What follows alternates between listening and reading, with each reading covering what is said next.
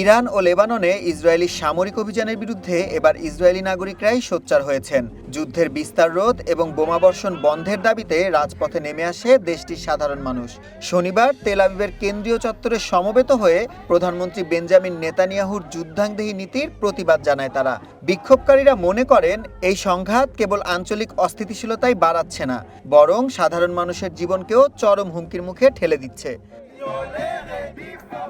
নিজের হাত লাল রঙে রাঙিয়ে প্রতিবাদ জানায় অনেক প্রতিবাদকারী। প্ল্যাকার্ডগুলোতে এই অভিযানকে সরাসরি গণহত্যা হিসেবে আখ্যা দেওয়া হয়। ইসরায়েলের সামরিক কর্মকাণ্ডকে তারা অমানবিক আখ্যা দিয়ে বন্ধের দাবি জানান। তারা বলেন এই রক্তপাত কোনো স্থায়ী সমাধান বয়ে আনবে না।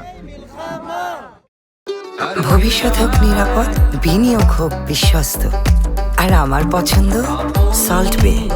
ওয়েলকাম টু সল্ট বে।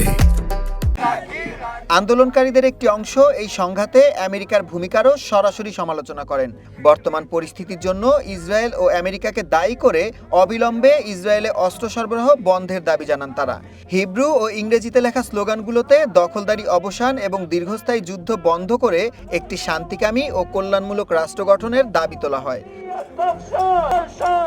28 ফেব্রুয়ারি থেকে শুরু হওয়া ইসরায়েলের এই অভিযানে এ পর্যন্ত কয়েক হাজার মানুষের প্রাণহানি হয়েছে।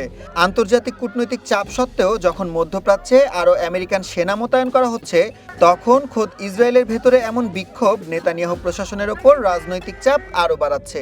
সাধারণ ইসরায়েলিদের এই অবস্থান স্পষ্ট করে যে যুদ্ধের ক্রমবর্ধমান ব্যাপ্তি তারা আর মেনে নিতে পারছে না। সুলাইমান সবুজ, ওয়ান ইন্টারন্যাশনাল ডেস্ক।